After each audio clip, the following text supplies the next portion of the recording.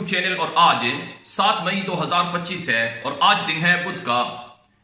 آج کی تازہ ترین عالمی خبروں کے منظر نامے سے آپ کو آگاہی دیں گے۔ ناظرین اکرام، امریکی صدر ڈونلڈ ٹرمپ کی جانب سے گزشتہ روز اعلان کیا گیا تھا کہ ہم نے یمن کے اندر کارروائیاں بند کر دی ہیں اور یمن کی طرف سے بھی ہمارے جہازوں پر حملے کرنا بند کر دیے گئے ہیں، لہٰذا سلطنت عمان اور دیگر کی وساطت سے یہ معاملہ حل ہو گیا ہے۔ یہ امریکی میڈیا نے بھی لکھا اور امریکی صدر ٹرمپ نے خود بھی یہی کہا۔ لیکن حیران کن طور پر امریکی صدر ٹرمپ کے اس اعلان کے کچھ ہی گھنٹوں کے بعد امریکی میڈیا پر ایک خبر چلی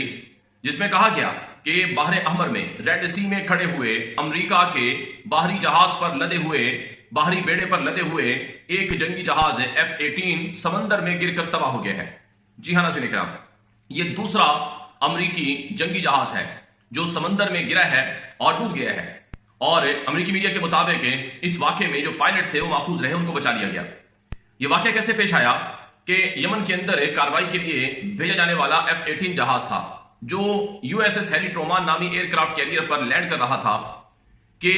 جو وائر ہوتی ہے اس کے لینڈنگ کے دوران جو اس کو روکتی ہے وہ اس کے ساتھ نہ جڑ سکی، جس کی وجہ سے وہ جہاز سیدھا سمندر میں گرا اور وہ سمندر میں ڈوب گیا۔ یہ امریکہ کا دوسرا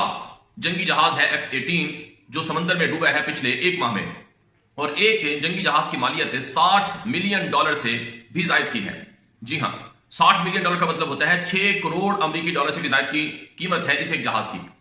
تو یمن کے اندر جب سے امریکہ نے 15 مارچ سے کارروائیاں شروع کی تھیں تب سے لے کر اب تک امریکہ کے 2 جنگی جہاز F-18 وہ USS ہیری ٹرومان پر لدے ہوئے تھے جو تباہ ہوئے ہیں۔ آج ایک امریکی سینئر آفیشل نے کہا ہے کہ ہم نے یمن میں باغی عناصر کو بڑا نقصان پہنچایا ہے، لیکن اس میں بھی کوئی شک نہیں ہے کہ ہمارا بھی نقصان ہوا ہے، یہ انہوں نے اعتراف کیا ہے۔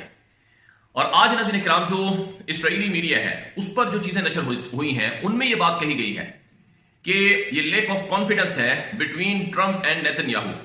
کہ امریکی صدر ٹرمپ نے جو یمن میں کارروائیاں بند کرنے کا اچانک اعلان کیا ہے یہ بہت بڑا صدمہ ہے اسرائیل کے لیے۔ ولا نیوز ایجنسی ہے اسرائیل کی، اس میں لکھا گیا کہ یہ معاہدہ یک طرفہ ہے۔ دی یروشلم پوسٹ کے اندر بھی لکھا گیا،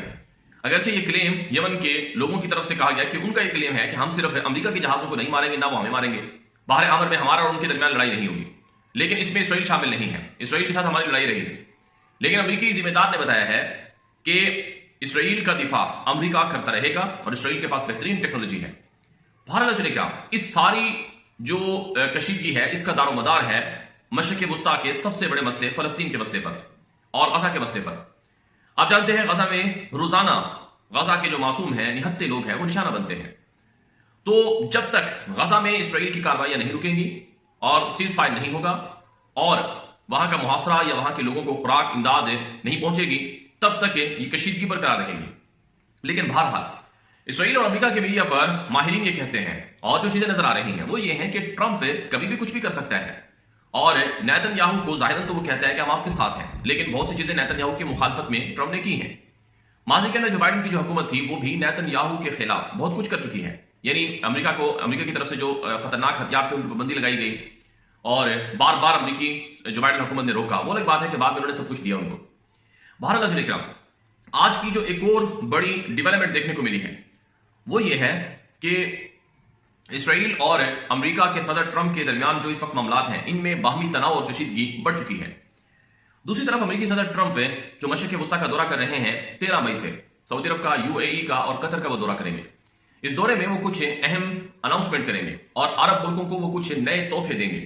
ظاہر ہے انہوں نے وہاں سے پیسے لینے ہیں، وہاں سے انویسٹمنٹ لینی ہے، تو بدلے میں وہ ان کو بھی کچھ دیں گے۔ آج ایک خبر آئی ہے کہ جو خلیج عربی ہے اس کو آفیشیلی ڈونلڈ ٹرمپ خلیج عربی کے طور پر یا اسے عربوں کی خلیج کے طور پر ریکگنائز کریں گے، تسلیم کریں گے۔ اس سے پہلے یہ بڑا ایک پیچیدہ معاملہ ہے اور یہ مختلفی مسئلہ ہے کہ کیا جو خلیج ہے یہ خلیج فارس ہے یا یہ خلیج عربی ہے، کیونکہ ایک طرف عرب ملک ہے، دوسری طرف ایران ہے جو فارس کی ایک قدیم سلطنت کو ریپرزینٹ کرتا ہے۔ تو ایران کہتا ہے کہ یہ خلیج فارس ہے، عرب کہتے ہیں کہ یہ خلیج عرب ہے۔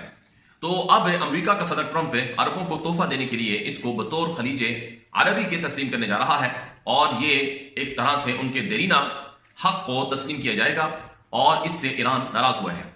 لیکن بہرحال ایران کے ساتھ بھی ٹرمپ ڈیل چاہتے ہیں اور ان کے ساتھ بھی بات چیت اور معاملات جاری ہیں۔ اطلاعات یہ ہیں کہ ایران اور امریکہ کے درمیان جو مذاکراتی راؤنڈ چل رہے ہیں ان میں کوئی نہ کوئی نتیجہ نکل آئے گا اور حالات بہتر ہو جائیں گے۔ بہرحال ناظرین اکرام، غزہ کے حوالے سے ایک تازہ ڈیولپمنٹ یہ آئی ہے کہ جو میڈیٹرز ہیں یعنی کہ ایجپٹ اور قطر، ان کی طرف سے ایک نئے پرپوزل کی تیاری ہو رہی ہے کہ سیز فائر ڈیل کے لیے ایک نیا معاہدہ ہو جائے، ایک نئی جو فکر ہے وہ پیش کی جائے، جس کے تحت کیونکہ دونوں طرف سے سخت شرائط ہیں اور جس کی وجہ سے وہ ڈیل نہیں ہوئی ہے سیز فائر کی، اور اسرائیل تو ابھی بھی اس بات پر تلا ہوا ہے کہ ہمیں آپریشن کو ایکسپینڈ کرنا ہے، اور روزانہ غزہ سے جو لوگ ہیں ان کے متاثر ہونے کی اطلاعات آ رہی ہیں۔ اب جو تازہ ترین ڈیولپمنٹس میرے سامنے ہیں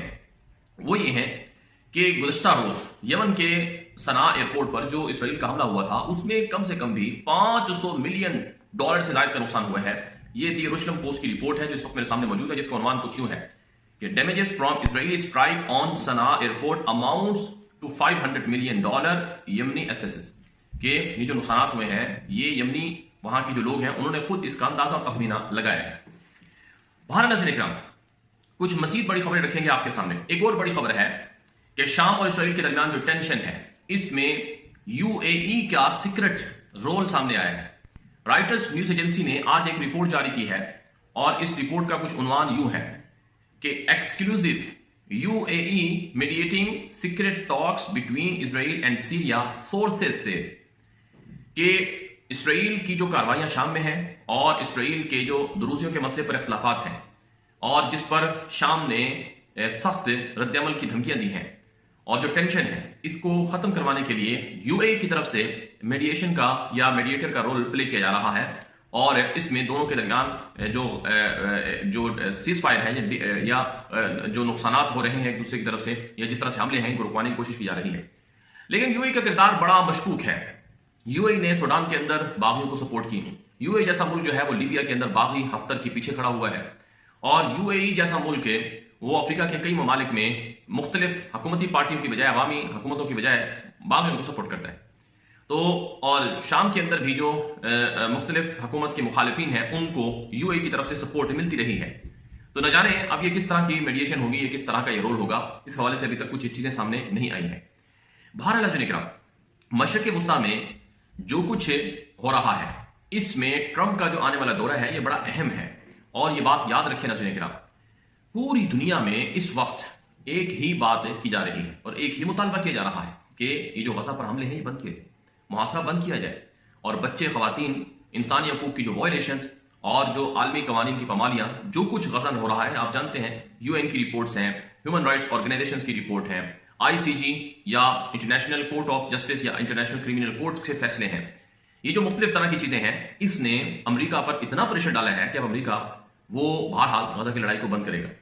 کروائے گا۔ دوسری طرف آج کی ایک اچھی خبر یہ دیکھنے کو ملی ہے کہ شام کے جو نئے صدر ہیں انہوں نے دورہ کیا ہے فرانس کا، اور یورپ کا ان کا پہلا دورہ ہے۔ شامی حکومت کو یورپی ممالک تسلیم کر چکے ہیں اور ان کے ساتھ تعلقات بھی بڑھا رہے ہیں اور پابندیاں بھی شام پر لگی ختم کر رہے ہیں، لیکن شام کی حکومت کے ساتھ یورپی ممالک ان تعلقات سے اسرائیل کافی ناراض ہے اور وہ چاہتا ہے کہ اس طرح کے معاملات ان کے ساتھ نہ ہوں، کیونکہ وہ اس حکومت کو بھی اپنے لیے خطرہ قرار دیتا ہے۔ بہرحال دیکھنا یہ ہے، اور پھر یہاں پر ایک اور بات سمجھیں کہ جو فرانس ہے، UK ہے اور باقی یورپین کنٹریز ہیں وہ بہت پریشر میں ہیں، ان کی اپنی عوام ان کے خلاف ہو چکی ہے۔ وہ یہ کہتی ہے کہ تم کیسے انسانی حقوق کے علمبردار ہو جبکہ تم غزہ کے اندر انسانی حقوق کی پامالیوں پر خاموش ہو۔ چنانچہ وہ وقتاً فوقتاً جو مذمتی بیانات ہیں وہ جاری کرتے رہتے ہیں اور غزہ کی جنگ کو بھی روکنے کا مطالبہ کرتے رہتے ہیں۔ بہرحال سے اب تک کی کچھ تازہ معلومات تھیں اور اپڈیٹس تھیں اور تجزیات آپ کے سامنے پیش کیا گیا ہے، مزید تفصیلات بھی آئیں گی۔ یہ ہمارا نیا YouTube چینل ٹاپ 5 نیوز ہے، اگر آپ نے اسے سبسکرائب نہیں کیا تو اسے لازمی کر لیں۔ ہمارے متبادل جو سوشل میڈیا پلیٹ فارم ہے وہ بھی آپ کو مل جائیں گے، آپ ہمیں واٹس ایپ کر سکتے ہیں، آپ کو لنکس بھی مل جائیں گے۔ ہمارے ٹیلی گرام چینل کو بھی جوائن کر لیں اور باقی ہمارے پلیٹ فارم چینل جو ہیں ان کو بھی جوائن کر لیں جن میں تازہ حالات ہیں اور اسی طرح سے آج کی دنیا ہے، وہاں بھی آپ کو اپڈیٹس ملیں گے۔ اب تک کے لیے اتنا ہی، اجازت دیجیے۔ السلام علیکم ورحمۃ اللہ وبرکاتہ۔